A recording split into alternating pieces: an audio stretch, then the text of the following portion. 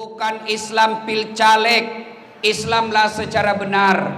Dan janganlah engkau ikuti langkah-langkah setan, karena sesungguhnya setan itu musuh yang nyata bagi kalian. Dan ternyata malam ini banyak setan yang berkeliaran di tengah-tengah kita. Setannya bukan pocong, setannya bukan uka-uka. Tapi apa setan yang ada di tengah-tengah kita? Bentuknya handphone. Maka ibu-ibu, bapak-bapak yang saya muliakan, kalau bapak ibu cinta kepada Rasulullah, menghormati majelis kita, yuk turunkan handphonenya.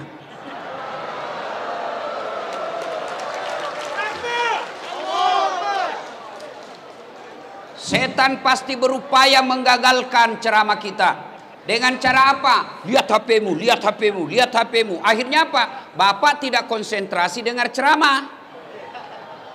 Maka simpan HP.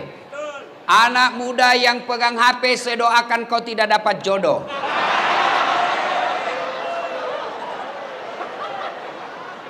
Ibu-ibu yang pegang handphone, saya doakan suaminya kawin lagi.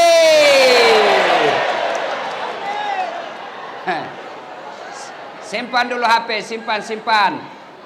Ayo. Kalau saya sudah katakan simpan HP, masih juga dipegang HP-nya begini, maka dia bukan setan, tapi dia sudah bapak moyangnya setan. Simpan dulu bos, simpan dulu. Nggak usah merekam. Kalau kau rekam, suaranya tidak jelas, gambarnya kabur. Tapi saya mau dokumen Ustadz, saya mau lihat nanti di rumah. Boleh, caranya gampang. Gimana? Buka YouTube, tulis nama Das'at Latif, Masjid An-Nur Riau, pasti muncul. Gambarnya jelas, suaranya jernih, dan bagus, sudah diedit. Kalau kamu bikin siaran langsung, saya terancam. Kenapa? Nanti ada keseleo. Contoh guru kita Abdul Somad. Ditanyalah beliau, Tuan Guru bagaimana hukumnya main catur? Beliau jawab, haram. Apabila azan berkomandan kamu masih main catur. Dipotonglah itu azannya. Yang berkeliaran di medsos haram main catur. Marah seluruh pemain catur dari Sabang sampai Merauke. Saya juga ditanya, Ustadz Das'at bagaimana hukumnya main catur? Saya jawab haram. Kenapa bisa? Kau bunuh Perdana Menteri sama Raja.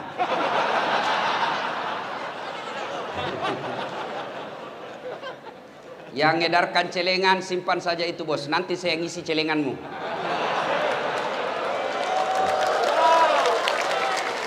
Simpan dek, simpan. Nggak enak rasanya. Saya risih kalau saya lagi ceramah edarkan celengan, seolah-olah saya disawer. Simpan, ada Pak Gubernur yang sawer Das'at. Tenang, simpan saja dek, simpan, mengganggu konsentrasi ya. Bisa kita lanjut? Oke, simpan HP ya, simpan ya. Oke. Nggak usah juga kok selfie. Baru ditulis latar belakang Das'at Latif. Kau kira saya background? Wa qala idzan bismillahirrahmanirrahim. Innallaha wa malaikatahu yusalluna 'alan nabi. Ya ayyuhalladzina amanu sallu 'alaihi wa sallimu taslima. Sesungguhnya Allah dan para malaikatnya, subhanallah. Allah perintah solat, Allah tidak pernah mendirikan solat. Allah perintah puasa, Allah tidak pernah menunaikan ibadah puasa. Tapi ketika Allah perintah kita berselawat, Allah berfirman, Innallaha wa malaikatahu. Allah dan para malaikatnya bersalawat kepada Rasulullah Muhammad SAW. Maka wahai orang-orang yang beriman, bersalawatlah kalian kepada Rasulullah dengan sebaik-baik salawat. Jangan kau bersalawat sambil merokok. Salatul beleng-beleng. Jangan kau solawat sambil ngopi. Itu tidak haram, tapi bukanlah adab yang baik ketika mendoakan salawat kepada Rasulullah Muhammad sallallahu alaihi wasallam. Begitu dimuliakannya Rasulullah tadi, kita lihat prakteknya. Ketika bersalawat kepada Rasulullah, kita dianjurkan berdiri. Kenapa? Kita memuliakan manusia semulia-mulia manusia, yaitu Muhammad sallallahu alaihi wasallam. Kalau Bapak Ibu tidak bisa memperbanyak amal dengan tahajud, tidak bisa memperbanyak amal dengan membangun masjid, tidak bisa memperbanyak amal dengan Senin Kamis, tidak bisa memperbanyak amal dengan umroh, maka kumpulkan amalmu ketika kau duduk bersama seperti ini. Bersalawatlah kepada Rasulullah Muhammad sallallahu alaihi wasallam. Saya mau ajak salawat. Bisa? Bisa. Tapi tetap pakai masker. Boleh ya? Kita dengar. Saya mau dengar orang-orang di Pekanbaru mana lebih kencang suara ibu-ibu dengan bapak-bapak. Kita tanding malam ini. Ayo, bapak-bapak diam, kita dengar dulu ini ibu-ibu nih. Salawat, ikut bareng-bareng saya Bu ya. Bisa? Yuk. Salatullah. Ayo Bu, jangan mau kalah sama suami. Ala toha. Salatullah. Salamullah ala Yasin. Nilainya 6,5. Sekarang kita dengar bapak-bapak, ibu-ibu diam. Bapak-bapak, ayo jangan mempermalukan jenis kelamin. Ayo Mas. Oh kasih malu saya kalau suaramu lebih. Ayo ibu-ibu diam. Bapak-bapak ayo dek. Salatullah salamullah ala toha Rasulillah. Salatullah salamullah ala Yasin Habibillah. Nilainya 9,9. Memang ibu-ibu tadi tidak bisa kencang suaranya, tapi itu tadi syahdu. Suara begitu tadi tuh yang membuat kita nafsu. Makanya dedek gadis, kalau kau ditelepon sama cowokmu, jangan kau mendayu-dayu mensahdukan suaramu. Assalamualaikum. Waalaikumsalam. Bagaimana kabar dek? Baik-baik bang. Bagaimana orang tidak tergoda? Coba kalau tegas sedikit. Assalamualaikum. Waalaikumsalam. Lagi ngapain? Kenapa kau tanya-tanya? Nggak diteleponnya lagi kau besok. Ibu bapak, saudara-saudara sekalian, teristimewa yang kita hormati, Bapak Gubernur Provinsi Riau, Datuk Sri Setia Amanah Haji Samsuar. Yang kita hormati dengan penuh kehormatan, Bapak Kapolda Provinsi Riau, Bapak Inspektur Jenderal. Kau tahu Inspektur Jenderal dek? Tahu? 2 bintang. Tapi calon pensiun juga.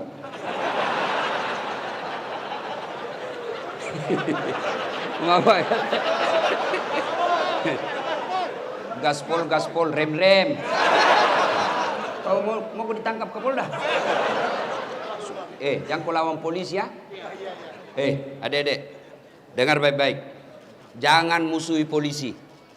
Boleh kau musuhi pribadinya, tapi jangan musuhi polisi. Kalau hilang motormu, siapa kau cari? Siapa kau cari? Pak Imam. Rumah dirampok, anak diperkosa, istri dibunuh. Cari siapa? Polisi. Maka jangan kau musuhi polisi. Iya toh? Kau melanggar. Kau tidak lihat di rambu-rambu. Saya lihat Pak. Kenapa kau langgar? Saya tidak lihat Bapak. Kenapa kau tidak lihat saya? Bapak sembunyi di tikungan.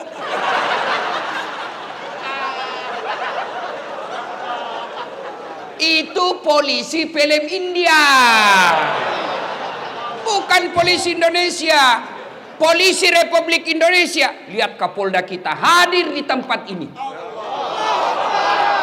Itu menunjukkan saya cinta kepada kalian masyarakatku. Ini penuh resiko hadir di tempat ini. mempertaruhkan jabatan. Tapi beliau katakan, yang penting saya harus hadir sebagai penegak hukum di Provinsi Riau. Allahu Akbar.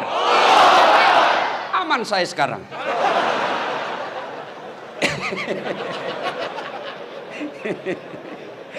Inspektur Jenderal Polisi Bapak Agung Setia Imam Effendi, yang kemudian semua saya cintai karena Allah Subhanahu wa taala. Saya tidak sebut satu demi satu, di samping karena keterbatasan waktu, juga yang sejujurnya saya tidak hafal namanya Bapak. Kita dengar. Satu, saya mau tanya dan saya kasih hadiah. Siapa yang tahu anak bungsunya Nabi?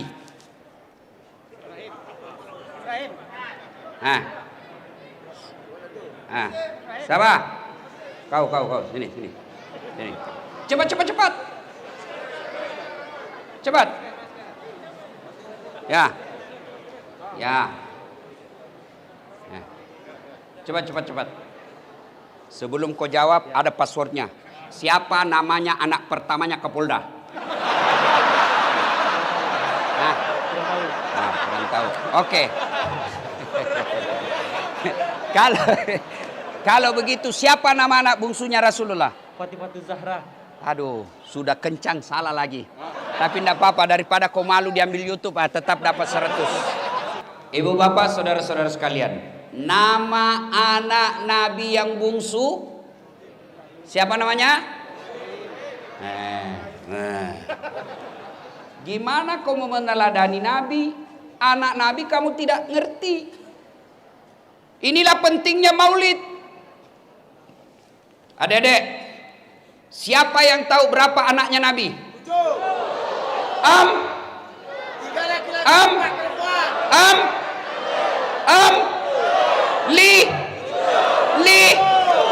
Bingung. Inilah pentingnya maulid. Supaya kita tahu sejarah Nabi. Setelah tahu sejarah Nabi, kita berusaha untuk mencontohnya. Tidak mungkin kau bisa mencontoh Nabi kalau sejarahnya kau tidak paham. Bagaimana kita mau tidur seperti Nabi? Sejarah cara tidurnya Nabi kita tidak tahu. Inilah pentingnya maulid. Maka saudara-saudaraku yang tidak mau maulid, silahkan, monggo. Tapi jangan kau menganggap kami yang kumpul di tempat ini sebagai orang sesat. Kamu tidak mau maulid, kami hargai, silahkan. Tapi jangan melukai perasaan kita yang mau maulid. Ya, ada orang anak muda sekarang baru belajar agama 2 bulan. Itu pun melalui YouTube. Baru 2 menit habis kuotanya. Seolah-olah agama ini seolah-olah sangat repot. Agama ini seolah-olah sangat sulit. Hanya persoalan kita maulid, dia tidak maulid, kita dikatakan ustadz tidak sunnah. Beranimu bos. Kau panitia hari kiamat. Nah, ibu bapak, saudara-saudara sekalian, inilah pentingnya maulid. Kita kumpul, dengar sejarah Nabi, setelah itu kita pulang. Ibu saya dulu memperkenalkan sejarah Nabi. Karena saya anak-anak waktu itu, anak-anak senang lagu, dia perkenalkan melalui lagu. Pada zaman dahulu kala, pada zaman jahiliyah. Satu informasi, zaman jahiliyah.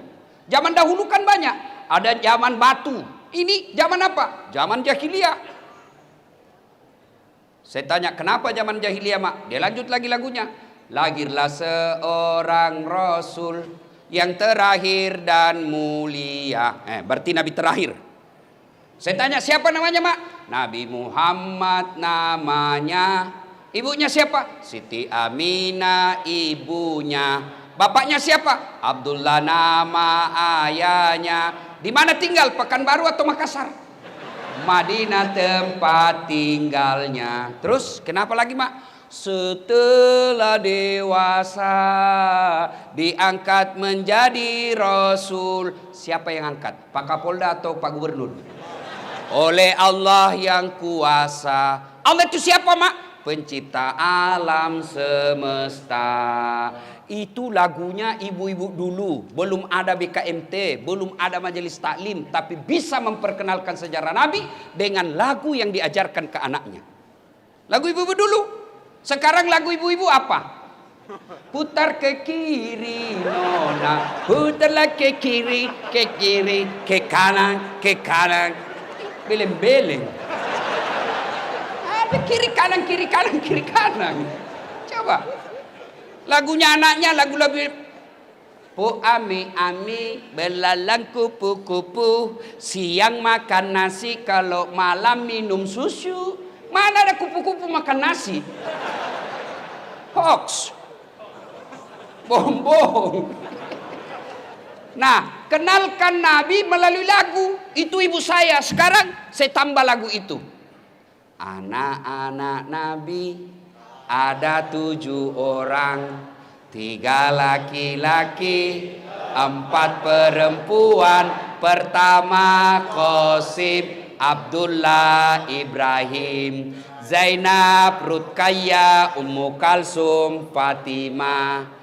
Ibunya bernama Siti Aminah, ayahnya bernama Abdullah, kakeknya bernama Abdul Muthalib, pamannya bernama Abu Thalib. Baru kau tahu tuh anaknya Nabi 7 dari lagu ini. Inilah hikmahnya maulid, supaya kita kembali mendengar sejarah Nabi, supaya kita minimal bisa tahu, berdoa supaya kita bisa teladani. Saya mau cerita tapi waktu terbatas, sedikit saja kisahnya. 1. Di Mekah Nabi diteror, baik teror mental maupun teror fisik. Sahabat-sahabatnya dibunuh. Maka orang pertama yang disiksa dan dibunuh mati syahid dalam Islam namanya Sumayyah. Dibunuh dia, diikat oleh Abu Lahab, lalu ditombak badannya. Kenapa ditombak badannya? Marah karena Abu Lahab bilang, Sumayyah, saya tahu kenapa kau bela sekali Muhammad. Muhammad kan agak kece, cakep-cakep. Ya, pasti kau suka Muhammad toh? Marah Sumayyah, dia kumpulkan seluruh air liur yang ada di mulutnya, lalu dia diludai raja waktu itu. Dia bangsawan terkenal itu Abu Lahab waktu itu. Abu Jahal, bang! Marah Abu Jahal, naik pitam, dia ambil tombak, dia tusuk badannya. Meninggal. Di depan Nabi para sahabat disiksanya, diteror secara mental, diteror secara fisik. Akhirnya Nabi memutuskan pergi, mudah-mudahan di Taif mendapat simpati dan pertolongan. Jalanlah dari Mekah ke Taif. Sampai di Taif apa yang diharapkan? Jauh panggang dari api. Nabi berharap ada simpati dari orang-orang Taif. Ternyata disambutnya Nabi dengan apa? Lemparan batu. Siapa yang melemparnya? Bukan orang anak-anak, bukan orang dewasa. Siapa yang melemparnya? Anak-anak kecil. Kalau orang dewasa sama dewasa, kita merasa terhormat. Satu letting kita.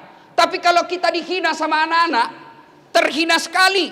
Nabi dilempari, dikejar. Sampai robek pelipis beliau. Pada saat itu datang malaikat Jibril menawarkan bantuan. Ya Muhammad, sudah keterlaluan orang-orang Taif ini. Allah perintahkan kepadaku Muhammad, kau berdoa, saya angkat gunung Taif ini, saya lempar, saya hancurkan mereka semua. Kau berdoa saja kepada Allah, saya hancurkan mereka. Allah minta izin, Allah sudah kabulkan. Kalau kau berdoa, saya hancurkan mereka.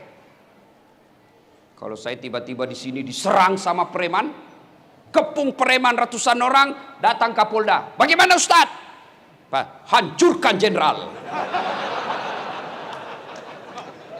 Apakah Nabi lakukan itu? Tidak. Nabi hanya berkata, ya Jibril, ingin doaku hari ini, berikan hidayah kepada mereka, berikan hidayahmu kepada mereka. Mereka memperlakukanku seperti itu karena mereka tidak tahu apa yang aku bawa kepadanya. Kalau mereka tidak beriman kepadaku, yang sekarang mereka tidak beriman kepadaku, saya berdoa kepada Allah, mudah-mudahan anak cucu mereka nanti yang akan beriman kepadaku. Dan Allah kabulkan doa. Allah kabulkan doa Muhammad sallallahu alaihi wasallam. Sekarang ketika Bapak ke Taif, tidak satu pun manusia yang tidak beriman kepada Allah dan Rasulnya. Padahal dulu melawan Nabi.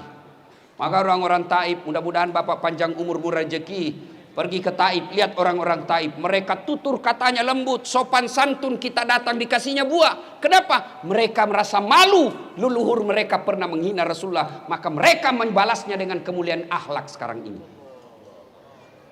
Hikmah pertama, jadilah rahmatan lil alamin. Bagi saudaraku para mubalik, contoh Rasulullah dalam berdakwah. Boleh kita berbeda pendapat, tapi jangan saling menghina. Silakan kau lakukan, silakan kau dakwahkan apa yang kamu yakini, tapi saudaraku tolong hargai pendapat ulama yang lain. Enak kita dakwah kalau saling menghargai. Biarkan umat yang memilih mana yang ingin diikuti. Kita sama kiblatnya, kita sama nabinya, kita sama rukun Islamnya, rukun imannya sama, Tuhan yang kita sembah sama, sholat kita sama. Masa gara-gara maulid dan tidak maulid kita berpecah belah? Di mana belajar mereka dakwah? Saudaraku, adik-adik remaja yang baru belajar agama, bagus girahmu belajar agama, tapi jangan taklid, jangan terfokus pada satu guru saja, kau tidak mau dengar guru yang lain. Maka sampai sekarang Pak Gubernur, saya tidak mau kalau ada yang membuat komunitas sahabat Dasat Latif, saya tolak. Kenapa? Kalau ada sahabat Dasat Latif berarti ada yang bukan sahabat saya. Kalian semua sahabat saya, non muslim pun sahabat saya. Kelemahan anak-anak remaja kita belajar, ketika sudah ada komunitas sahabat ustadz ini, maka dia tidak mau dengar ustadz yang lain. Adik-adikku, makin banyak guru yang kau dengar, makin luas wawasanmu. Makin luas wawasanmu, makin enak kau hidup. Dulu waktu saya kecil, kalau orang berbeda di masjid tidak ada ribut. Allahu Akbar. Subuh kunut, yang satu tidak kunut, yang satu kunut. Yang di samping saya tidak kunut, saya tidak ribut. Saya cuma bilang dalam hati, oh Muhammadiyah. Selesai. Maka adik sekalian, ketika kau mendapat konten-konten dakwah, apalagi yang di Instagram, yang 1 menit, 2 menit, kan tidak punya waktu untuk membahasnya secara detail, maka jangan kau berpendapat itu yang berbeda salah. Tidak. Contoh paling konkret. Kata saya tidak makan.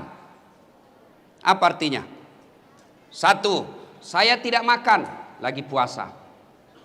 Saya tidak makan, alergi.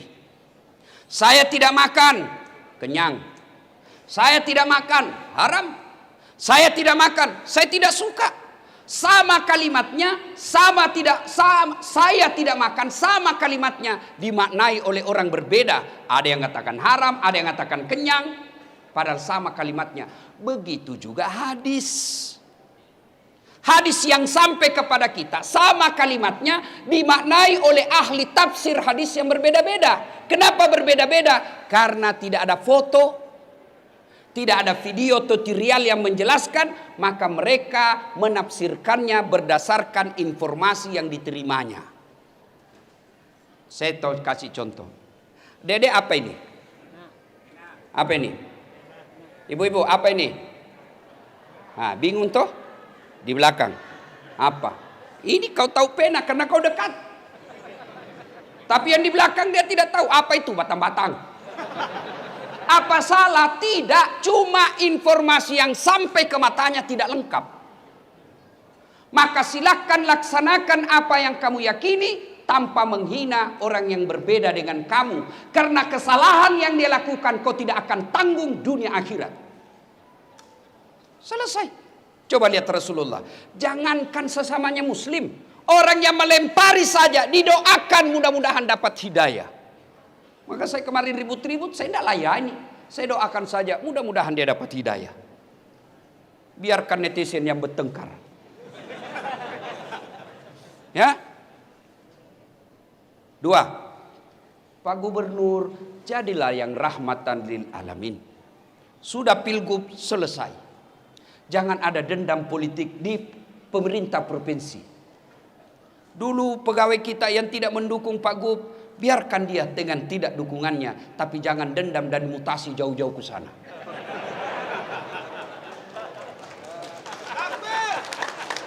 Dan kalaupun ada yang dimutasi karena dulu tidak mendukung Pak Gubernur, kau dimutasi, resiko bos. Resiko. Kau dulu kepala dinas tapi salah dukung, non job, jadi staf ahli yang tidak ada stafnya. Maka kau sabar, kan sudah mau kau juga kepala dinas, kasih lagi gerbong gubernur baru. Tapi kalau dia orang baik, beriman kepada Allah, tidak peduli. Maka saudara, jadilah Islam yang rahmatan lil alamin.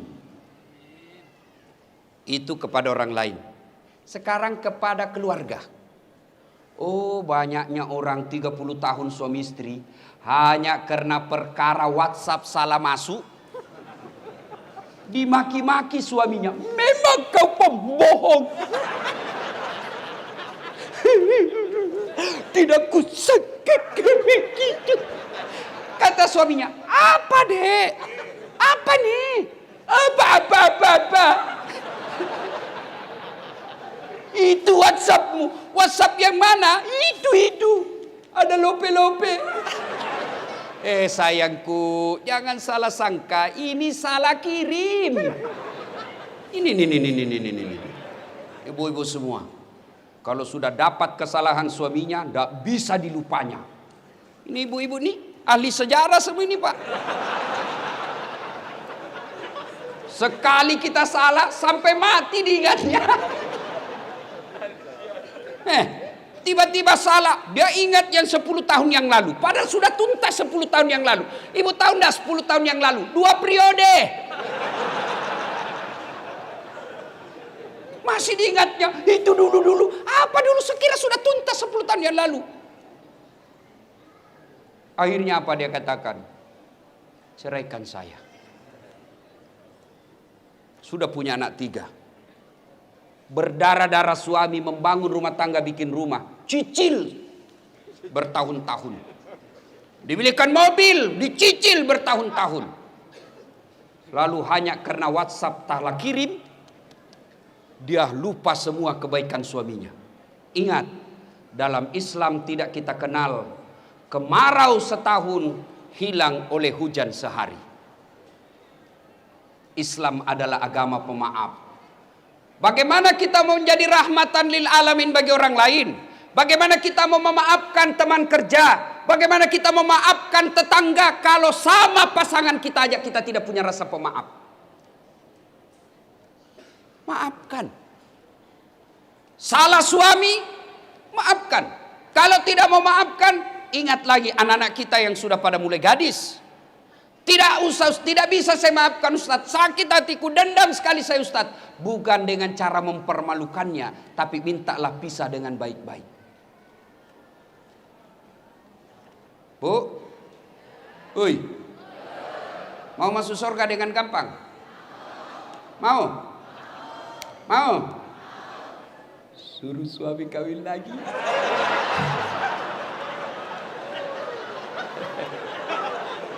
Langsung dibilang ibu-ibu, banyak jalan menuju surga Ustaz. Memang banyak tapi macet. Salatullah salamullah ala toha Rasulillah. Salatullah salamullah ala yasin. Poin kedua, Rasulullah Sallallahu Alaihi Wasallam suatu ketika ke masjid. Sampai di masjid dibuka sendalnya. Ada sahabat, dia lihati sendalnya Nabi. Dalam hati Nabi, oh dia suka sendalku ini. Dia senang sendal saya. Selesai sholat, Nabi tanya, kau tahu rumahnya si fulan? Tahu ya Rasul, yang tadi lihat-lihat sandalnya Nabi. Didatanginya. Assalamualaikum warahmatullahi wabarakatuh. Dari dalam, waalaikumsalam warahmatullahi wabarakatuh. Itu salamnya orang Islam. Jangan kau singkat-singkat. Jangan seperti mahasiswa di Unhas. Saya turun dari mobil, dia bilang saja, Assalamualaikum. Apa Assalamualaikum? Assalamualaikum. Kau kira ini SMS? Standar orang Islam ini, Assalamualaikum. Semoga keselamatan bagimu. Warahmatullahi, rahmat Allah menyertaimu. Wabarakatuh, berkah Allah menyertaimu. 3 isinya doa. Maka kalau menerima telepon, jawab dan terima salam dengan sempurna. Assalamualaikum warahmatullahi wabarakatuh. Jawab, waalaikumsalam warahmatullahi wabarakatuh waridwana. 30 pahala kemuliaan bagimu. Dari dalam bertanya, siapa ya? Muhammad bin Abdullah. Ya Rasulullah, dia buka. Senang betul didatangi Nabi. Ya Rasulullah, ahlan wa sahlan. Selamat datang ya Rasul. Ada apa gerangan? Gini, tadi di masjid saya lihat kau lihat-lihati sandal saya. Sepertinya kau senang ya? Iya ya Rasul. Baik betul sandalnya ya Rasulullah. Kalau begitu ada kesempatan buat saya berbuat baik. Dikasihnya. Silahkan kau ambil. Dermawan. Saya tadi disampaikan sama Kabak Kesra ketika saya makan. Beliau katakan, bagusnya cincinmu Pak Ustadz. Dalam hati saya, dia mau menjebak saya ini.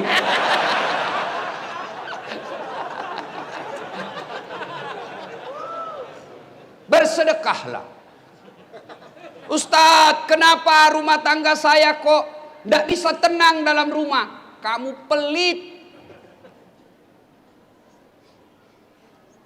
Orang yang pelit, tidak ada orang senang. Saya tanya, saudara-saudaraku, senang pejabat yang pelit atau dermawan? Dengar Pak Gubernur. Senang anggota DPR yang pelit atau dermawan? Masya Allah. Senang tetangga yang pelit atau dermawan? Semua senang dermawan. Tidak ada orang suka orang pelit. Bahkan orang pelit sekalipun tidak senang sama orang pelit. Dan kok ke rumahnya pelit betul, padahal dia juga pelit. Maka bersedekahlah. Ternyata di sini, alhamdulillah, dermawan semua. Alhamdulillah. Ibu-ibu, halo ibu, oi, itu yang pakai cincin berlian. Kalau ibu meninggal, siapa yang pakai cincin berlianmu? Siapa? Anak. Istri kedua. Kawin lagi suamimu. Iyalah, pasti kita kawin lagi. Dia dengarlah istri saya Pak Gub, mamanya cek di rumah. Dia dengar ini ceramah saya. Dan jadi Ustadz, nanti kalau saya meninggal kamu mau kawin lagi. Saya bilang, kau duduk di sini sayangku. Saya peluk-peluk. Lalu saya bilang, sayang dengar baik-baik. Jangankan kau meninggal, kau masih hidup saja ini selalu pikiranku mau kawin lagi.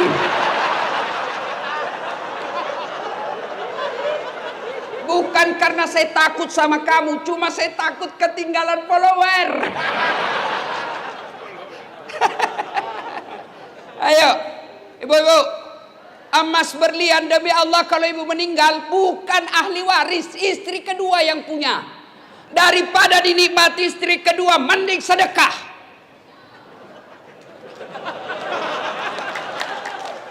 Ayo, sedekahlah. Bapak-bapak yang sudah uzur, yang sudah muka-muka sakaratil maut, sedekahlah. Sedekah. Biasa kita salah menyikapi harta. Investasi. Apa? Ya, investasi.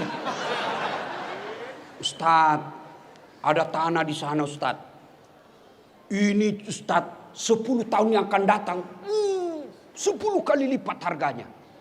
Saya bilang, kau yakin masih hidup saya 10 tahun yang akan datang? Ini otaknya otak dibingkai setan. Investasi Ustaz, 5 tahun yang akan datang di sini Ujung-ujungnya Pekanbaru, tanah sekarang masih 1 juta. 5 tahun yang akan datang 7 juta. Beli sekarang. Kau masih yakin 7 tahun yang akan datang masih hidup?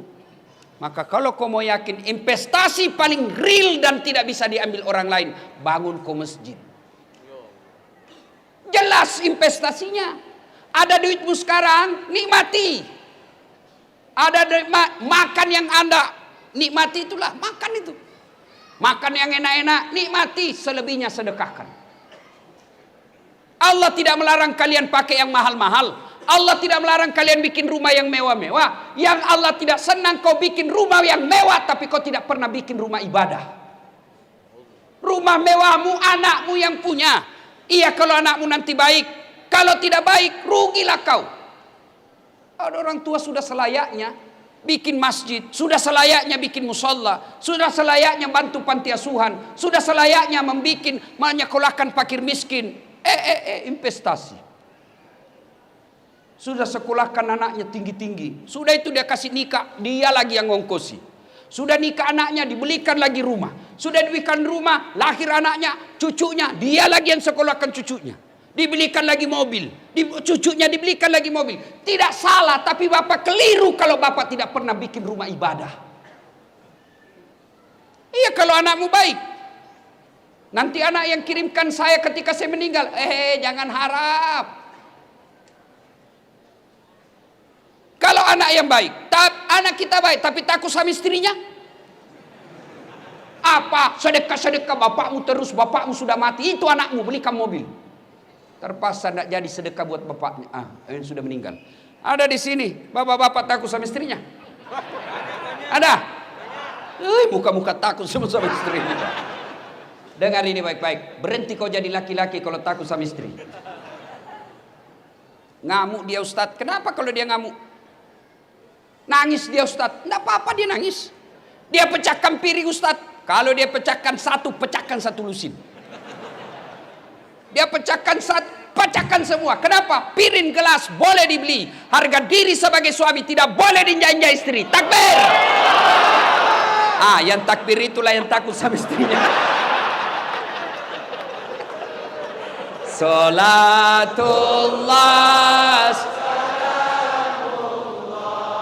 ala toha rasulillah.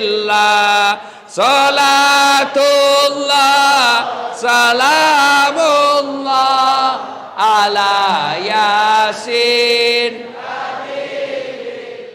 Bapak-bapak, kira-kira kalau bapak sudah meninggal masuk kubur, apa masih ada bisa yang bantu kita? Pak Kapolda punya anggota dimutasi jauh sekali, pedalaman Riau, tidak ada sinyal, jalan jelek, menderita di sana. Masih ada pilihan? Masih ada pilihan? Masih Pak Jenderal. Apa pilihan? Pensiun dini, tidak ada urusan. Pegawai kantor gubernur salah pilih kemarin.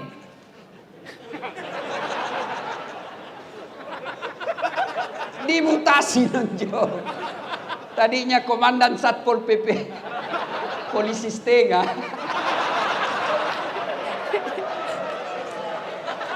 Ya kan? Dimutasi. Masih ada pilihan? Masih. Apa pilihan? Tunggu 5 tahun, selesai jabatannya. Tidak bisa menunggu. Masih ada pilihan. Apa pilihan? Pensiun. Minta pensiun. Selesai. Saya merantau dari Tanah Bugis ke bumi Lancang Kuning sini. Ternyata tidak bisa cari nafkah dengan baik. Menderita saya di sini. Masih ada pilihan? Apa? Pulang kampung. Masih ada pilihan. Dunia menderita kamu, masih ada pilihan. Tapi dengar saudaraku, demi Allah, begitu kau masuk kubur, senang tidak senang, tinggal kau di situ. Tidak boleh kau keluar lagi. Begitu kau keluar, lari satu kampung, Pak. Dan pada saat itu tidak ada pilihan.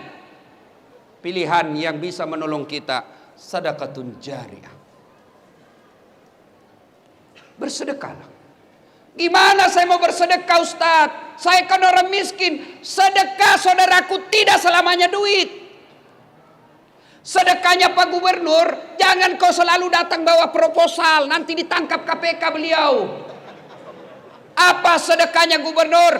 Bikin perda yang mensejahterakan rakyat Provinsi Riau. Itu sedekahnya Pak Gubernur.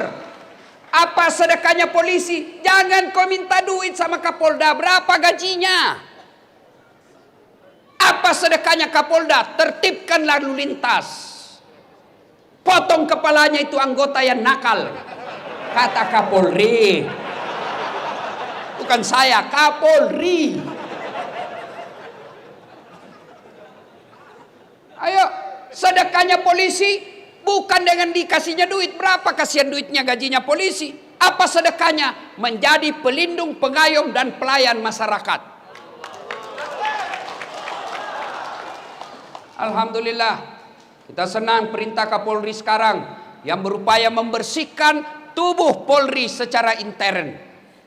Kita doakan mudah-mudahan polisi Republik Indonesia semakin menjadi polisi yang presisi. Presisi. Kau tahu semua toh? Apa sedekahnya anggota dewan? Jangan kau tidur ketika rapat.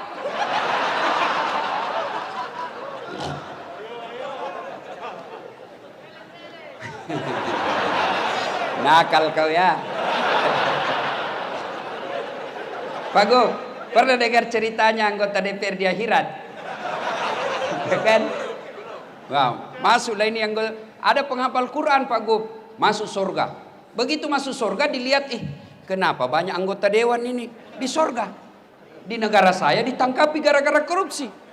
Dia datang protes sama malaikat penjaga surga. Malaikat, kenapa banyak anggota dewan di dalam sini? Di negara saya ditangkap mereka itu korupsi. Dia bilang penjaga surga, tidak usah ribut, ini cuma reses.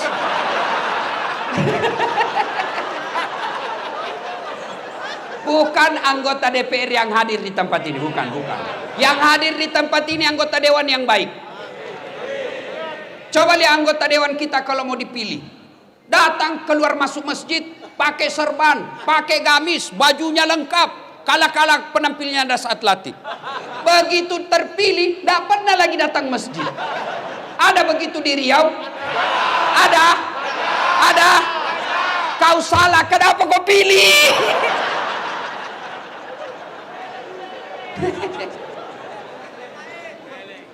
Ada lagi cerita di Pak Gu.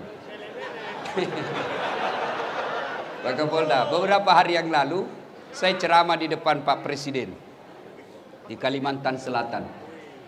Bapak Presiden yang terhormat, di depan pintu surga, ketika penghuni surga sudah mau masuk, tiba-tiba macet kunci. Macet kunci surga, tidak mau terbuka. Orang mau masuk, macet kunci. Malaikat coba, tidak bisa terbuka. Akhirnya malaikat balik. Ada yang bisa perbaiki kunci? Maju orang pertama, Ajinomoto, orang Jepang. Saya bisa perbaiki, cuma saya minta ongkos 3 juta. Untuk apa 3 juta? 2 juta pergantian barang rusak, 1 juta biaya kerja. Oh begitu. Oh berdiri orang kedua, George, Amerika. Saya bisa lebih hebat dari dia, cuma saya minta agak lebih sedikit. Kata malaikat, berapa? 5 juta mas bro. Untuk apa 5 juta? 2 juta biaya riset, penelitian, kita mau tahu apa sebabnya supaya tidak terulang. 2 juta lagi pergantian barang yang rusak, 1 juta saja biaya kerja. Oh begitu. Maju orang ketiga. Saya bisa lebih hebat dari ini, lebih jago saya dari ini 2. Siapa kamu? Broker.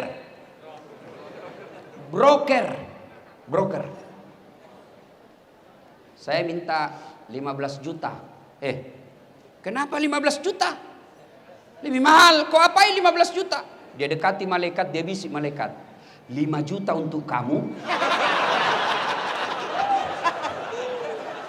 5 juta untuk saya, 5 juta kasih orang Jepang kerja, masih ada untungnya. Ini bahasa Indonesia, langsung ditendang masuk neraka. Kau kira ini negaramu? Salatullah salamullah ala toha rasulillah. Salatullah salamullah ala yasin. Kisah ketiga. Dulu sedekah ya. Saya kan miskin Ustadz. Sedekahlah. Hari Jumat minimal. Sedekah apa? Kita lihat di masjid. Dari toilet ke pintu masjid. Tidak ada sendal. Sedekahlah sendal jepit. 5. Dicuri orang Ustadz. Berarti peluang lagi berbuat baik. Sedekah. Saya miskin Ustadz. Belilah itu botol. Apa? Air gelas. Paling 25.000 satu dos, isinya 40 gelas. Bawa ke masjid seketika Jumat, tulis, silahkan nikmati. Yang minum ternyata penghafal Quran. Yang minum ternyata imam. Yang minum ternyata mubalik. Selama orang-orang soleh itu beribadah kepada Allah, tetesan air yang ada dalam dagingnya gara-gara kau belikan air, kamu dapat pahala.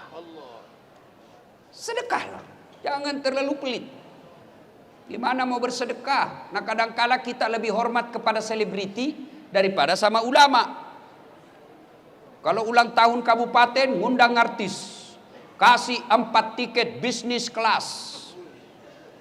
Sampai di bandara, dari bandara ke hotel, pakai forerunner. Tentara polisi mengawal. Kasih hotel bintang 5. Apa dia bawa si selebriti? Adalah alamat palsu. Datanglah dia, kelihatan dadanya, kelihatan pahanya. Jogetlah di depannya suaminya, Bu.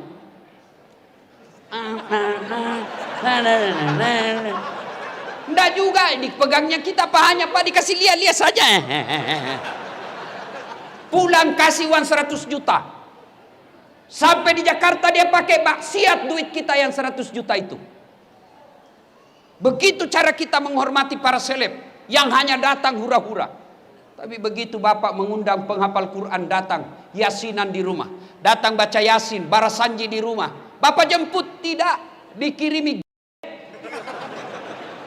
Grabnya motor tua, satu sadelnya di belakang, tidak ada stang kakinya, tak gantung lah kaki kita. Hujan satu mantel kita berdua. Sudah sampai sedikit lagi Ustaz, tinggal 2 tikungan. Begitu 1 jam kita barasanji di dalam sallallahu ala Muhammad sallallahu alaihi sallallahu busa-busa sama ketek, Pak. Begitu mau pulang kasih duit 50.000, dikusuk-kusuk pula. Kata suaminya, masa kok cuma kasih 50.000? Apa dia bilang istrinya? Ya sudahlah, tambah pisang 2 sisir di situ. Kau ketawa karena kau begitu kelakuanmu. Kasihan ini, bagaimana anak-anak kita mau jadi penghafal Quran? Perlakuan kita kepada hafiz-hafizah tidak hormat. Alhamdulillah Provinsi Riau, kita hormat kepada Pak Gubernur yang mengirim anak-anak Riau untuk hafal Quran di Pulau Jawa. Alhamdulillah. Bagaimana anak-anak kita mau sekolah pesantren, temannya dilihat joget-joget di panggung nyanyi, pulang bawa motor. Dia pulang baca-baca berdoa di rumah, pulang bawa pisang. Dia bilang mamanya, ndak usah kau jadi ustaz, coba lihat itu 1 jam dia pergi cuma bawa pisang. Muliakanlah ulama-ulama kalian, jangan terlalu pelit. Ibu bapak, saudara-saudara sekalian, hikmah yang berikutnya. Nabi bangun sholat tengah malam. Tiba-tiba Aisyah juga bangun. Didapatinya Rasulullah lagi sholat tengah malam. Nah, Aisyah menunggu Nabi. Ternyata masih lama. Akhirnya Aisyah tertidur lagi.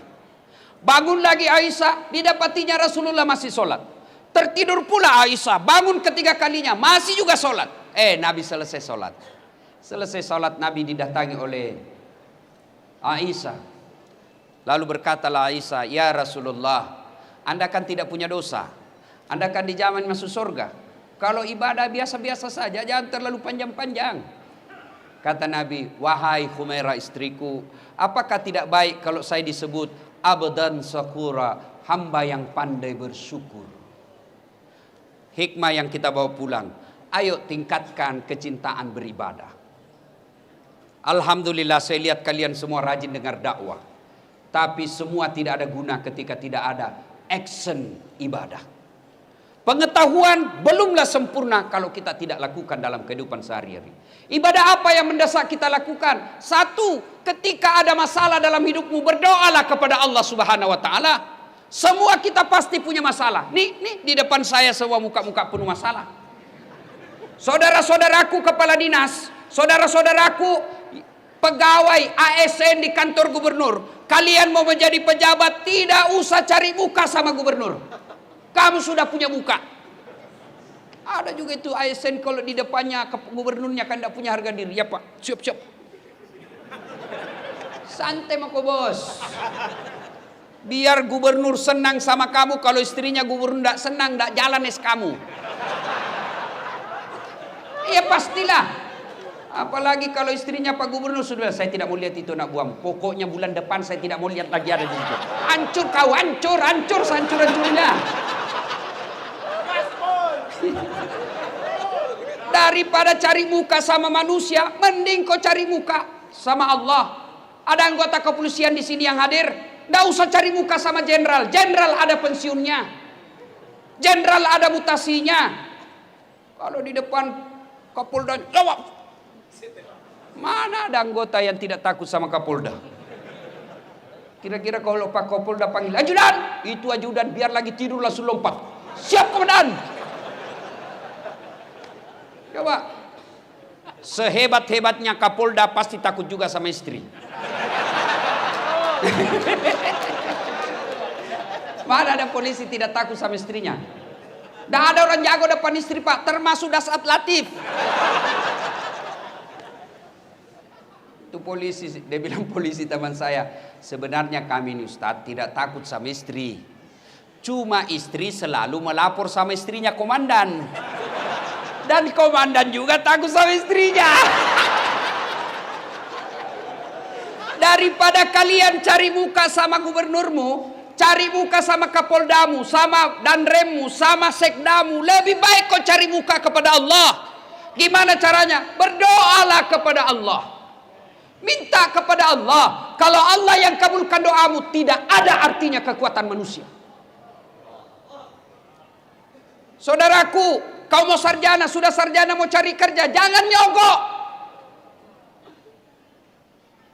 Kau demo kiri kanan, jangan korupsi. Begitu kau sarjana mau jadi pegawai, kau nyogok. Apa hebatnya pegawai negeri? Nyogok kalian 100 juta mau jadi polisi, sampai 300 juta. Sampai pensiun kau tidak bisa kembalikan uangmu itu. Mana ada pegawai negeri tidak ada utangnya di koperasi? Tunjukkan saya. Kenapa kau tahu? Saya juga pegawai negeri. Udahlah.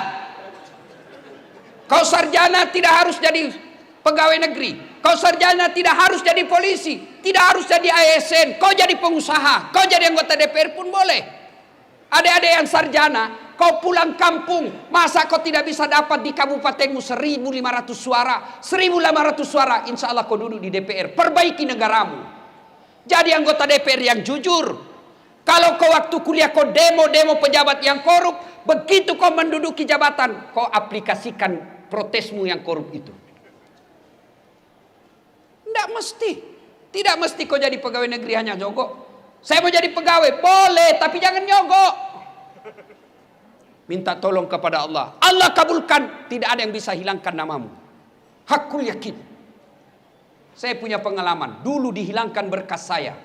Alhamdulillah. Terpilih juga kalau Allah yang mau. Tak ada yang mustahil di sisi Allah. Berdoa kepada Allah. Sudah berdoa, belajar, tidak lulus. Percaya yang kau tempuh itu, yang kau minta itu tidak baik buat kamu. Tamat SMA saya daftar Rakabri.